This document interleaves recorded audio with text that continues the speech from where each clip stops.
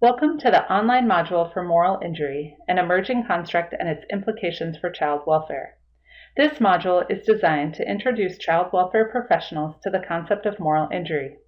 Our project team at the University of Minnesota School of Social Work includes Dr. Wendy Haight, Professor and Gamble-Skogmo Chair, Erin Sugrue, PhD Graduate Research Assistant, Molly Calhoun, PhD Graduate Research Assistant, and Dr. James Black, Staff Psychiatrist at Regents Hospital and Assistant Professor, Department of Psychiatry. We are grateful for the financial support of the Gamble-Skogmo Endowment and federal Title IV-E funding through the Minnesota Department of Human Services and the Center for Advanced Studies in Child Welfare. We will present this module in three main sections. First, we will begin with an introduction to the concept of moral injury, including definitions and examples. Next, we will highlight salient findings from the current literature on moral injury. The research on moral injury has been growing dramatically over the last 5 years, and many of the studies contain important information for social work and child welfare practice. Finally, we will present recommendations for how moral injury can inform and be addressed in social work practice when working with families and child welfare systems. Introduction to moral injury. In the first section, we will introduce the concept of moral injury, including definitions and examples. To begin, we will introduce a case study. 12-year-old Brandon was receiving counseling for PTSD following his placement in foster care. Brandon's parents had become addicted to methamphetamine approximately 3 years previously. As their disease rapidly progressed, Brandon and his younger siblings were physically and sexually abused and exposed to adults' interpersonal violence. Brandon adjusted to foster care and responded well to cognitive behavioral therapy approaches that address symptoms of trauma. He remained deeply troubled, however, over an incident occurring 2 years earlier involving his grandfather, whom he loved and respected, and who had provided shelter and nurturance to Brandon and his siblings, especially during family crises. On this occasion, Brandon's parents, who were seeking drugs, instructed him to break into his grandfather's store to steal money. Brandon continued to struggle with a deep sense of betrayal that his parents would tell him to steal, and equally troubling feelings of guilt and shame that he, in fact, had stolen from his grandfather. Brandon's counselors were pleased by his response to cognitive behavioral therapy, but his persistent emotional distress over a number of incidents, including the one involving his grandfather, suggested that this child's struggles went beyond the anxiety responses typical of PTSD. Brandon may also have been struggling with issues of moral injury. Moral injury refers to the lasting psychological, spiritual, and social impact of one's own or others' actions that transgress deeply held moral beliefs and expectations. Psychiatrist Jonathan Shea, for instance, suggests that a caregiver's betrayal of the moral order through physical or sexual abuse or neglect impacts the character of the vulnerable child through a disruption of a sense of safety, trustworthiness, reliability, and competence within the family. In Brandon's case, he was not only the victim of abuse by the adults responsible for his protection, but he also witnessed and failed to protect his younger siblings from abuse, and he perpetrated a moral transgression against his beloved grandfather. Moral injury is not a new concept or experience. In his foundational book, Achilles in Vietnam, Combat Trauma and the Undoing of Character, the Veterans Affairs psychiatrist Jonathan Shea relates the betrayal of cultural definitions of right and wrong experienced by Vietnam War veterans to those described by Homer in the Iliad nearly 3,000 years ago. He likens the social withdrawal, indignity, violent rage, and severing of emotional bonds of Achilles following Agamemnon's violations of commonly understood social and moral values to the responses of Vietnam veterans. Like Achilles, Shea's patients experienced a deep disruption of a moral world that they had considered to be legitimate and natural, along with a questioning of the trustworthiness of other shared values. Although the experience of a violation of one's sense of moral order may be an ancient and even widespread human experience, the use of the term moral injury by mental health practitioners is relatively recent. In recent years, clinicians working with veterans of the Vietnam, Iraq, and Afghanistan wars began to recognize that many were suffering from a type of persistent distress that was not being captured by the DSM diagnosis of PTSD or resolved by interventions for PTSD. Researchers and clinicians have begun to differentiate between moral injury and PTSD. According to the American Psychiatric Association, by definition, PTSD involves a traumatic threat to one's own or a loved one's physical safety and results in symptoms of anxiety. In contrast, moral injury occurs when a high-stakes event contradicts one's deeply held moral framework, that is, basic beliefs about right and wrong that one has long held as sacred. In other words, moral injury occurs when there is a troubling mismatch between the individual's core moral beliefs and the event. This mismatch leads to a breakdown in global meaning or threat to the integrity of one's internal moral schema. It is this lack of meaning, not a threat to physical safety, that contributes to individuals' guilt, shame, rage, depression, and loss of confidence in their own or others' motivation or capacity to behave in a just and ethical manner. Furthermore, this lack of meaning and emotional distress may persist for years. For example, a veteran successfully treated for PTSD may continue to experience shame, guilt, and depression years later from actions that he perpetrated and witnessed while deployed, including killing a child in battle, witnessing and failing to prevent the exploitation of civilians by other soldiers, and experiencing sexual harassment from a superior officer. Somewhat surprisingly, moral injury has received very limited attention in the social work literature, yet social workers practice in many morally complex environments, including the military, child protection, substance abuse, and other mental health centers, schools, hospitals, homeless shelters, and jails. In these contexts, they and their clients may be exposed to morally injurious events. The impact of moral injury may play a significant role in increasing the vulnerability and mental health needs of some of the profession's highest need clients, as well as its practitioners. Examining the current literature. In this section, we will examine the current state of the literature on moral injury and how it might inform social work practice and child welfare. Although presented as conceptually distinct, moral injury is related to a variety of other constructs. The focus of the current research on moral injury has been among individuals experiencing significant trauma, especially PTSD. PTSD can result from the infliction of intentional harm with moral underpinnings, such as human violence, but it also can occur after accidents or disasters such as earthquakes, tornadoes, and floods, with no moral component. Likewise, moral injury can theoretically occur without trauma. Indeed, the medical literature describes health professionals who experience moral injury-like responses in the absence of a traumatic threat to survival or physical safety. In addition to PTSD, there are several other related constructs. Moral distress, traumatic guilt, and vicarious trauma are examples of 3 additional concepts that the authors explored further. Moral distress, described almost exclusively in the nursing literature, refers to an emotional experience that results when individuals make moral judgments about the right course of action, but are unable to take it due to internal or external constraints. For example, nurses compelled to comply with problematic medical orders who feel distressed then at the patient's consequent pain and suffering. Traumatic guilt is the feeling that arises in relation to a traumatic event in which a person believes that they should have thought, felt, or acted differently.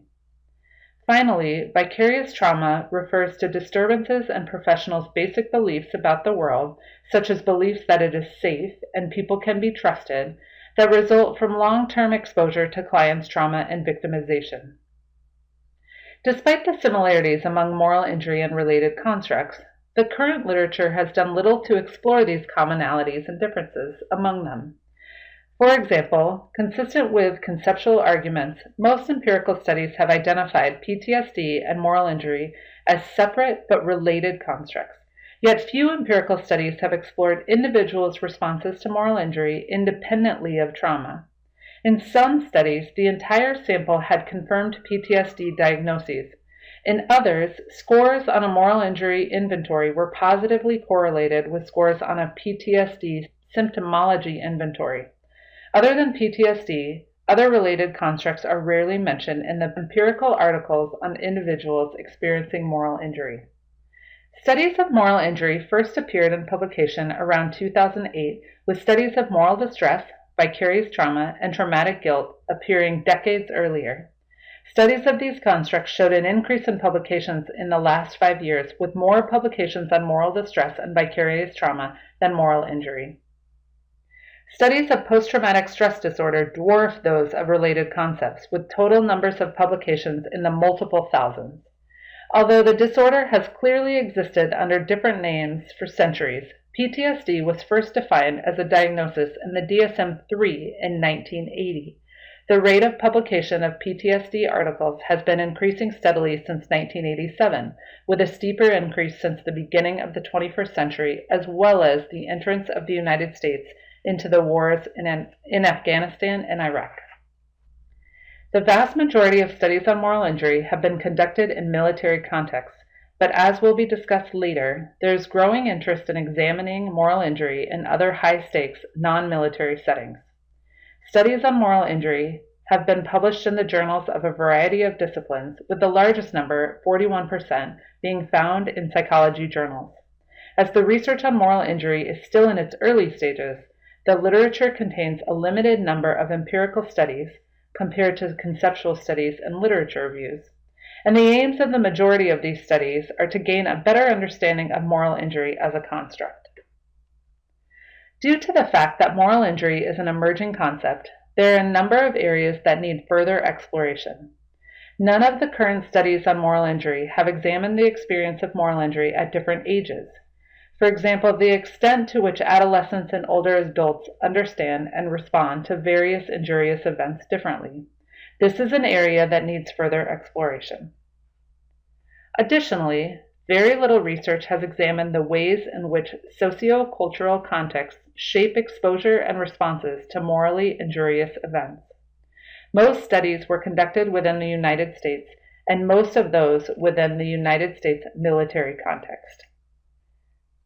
A handful of researchers have begun to examine moral injury in non-military and/or non-U.S. contexts.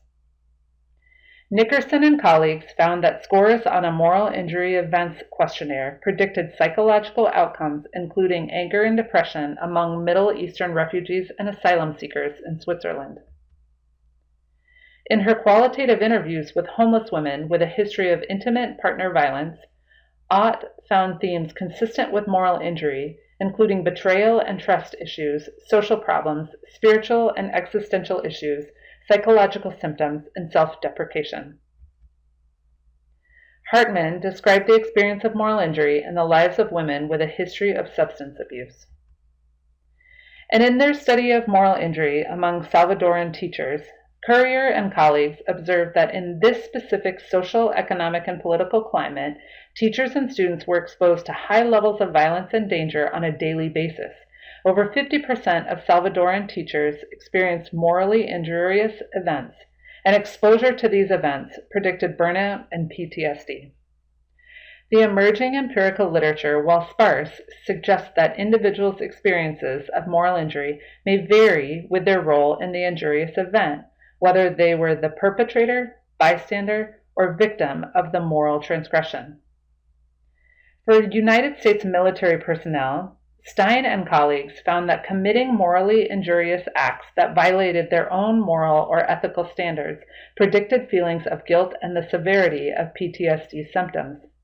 In contrast, witnessing or being the victim of others' morally injurious behaviors predicted feelings of anger. In their evaluation of the psychometric properties of the moral injury event scale used with military personnel, Bryan and colleagues found unique and overlapping outcomes related to the three roles. Witnessing or being a victim of moral transgressions was related to post-traumatic stress symptoms. Perpetrating moral injury was related to feelings of hopelessness and pessimism. Both being a victim of moral injury and perpetrating moral injury were related to intensity of anger. In a related study on self-injurious behavior, suicide, and moral injury, Bryan and colleagues found that military personnel with a history of suicide attempts reported more experiences witnessing or perpetrating morally injurious events, but not being the victim of such transgressions, than those with no history of suicide attempts. Several studies have considered factors that increase the risk of exposure to events that may result in moral injury in military contexts. Some of these characteristics may also be relevant to social work and child welfare contexts. For example, based on their qualitative study in military contexts, Currier and colleagues identified circumstances that contribute to the occurrence of morally injurious events. These circumstances included organizational circumstances, for example, when leadership is perceived as incompetent and/or out of touch with life on the ground, self-serving, or uncaring. Environmental circumstances, for example, when civilians are unpredictable and make unsafe decisions. Cultural and relational circumstances, for example, when others have been dehumanized and hateful attitudes formed. And psychological factors, for example, grief over losses and related concerns. Not all individuals who are exposed to morally problematic events, however, will experience moral injury. There has been some research regarding individual risk processes for the development of moral injury among military personnel and veterans. Bryan and colleagues found that certain pre-deployment experiences of emotional and interpersonal stress were positively related to moral injury. They included previous experiences of mental illness, death of someone close, emotional maltreatment, unwanted sexual activity, loss of job, being the victim of a robbery, witnessing an assault or killing, divorce, having witnessed physical fighting between parents, physical punishment by a parent, and physical injury by another person. It is unclear, however, the extent to which these past experiences contributed to individuals' vulnerability to subsequent moral injury in military context, or whether individuals who had experienced them entered the military already suffering from moral injury.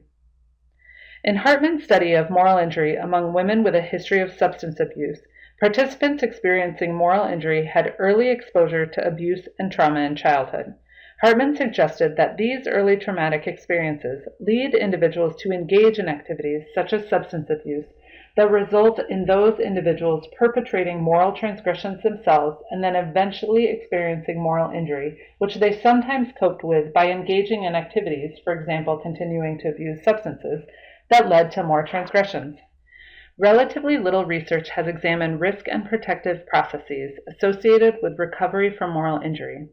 Feijão and Oliveira's study of Portuguese military veterans found that lack of social support after moral transgressions have occurred is associated with sustained psychological distress to moral injury.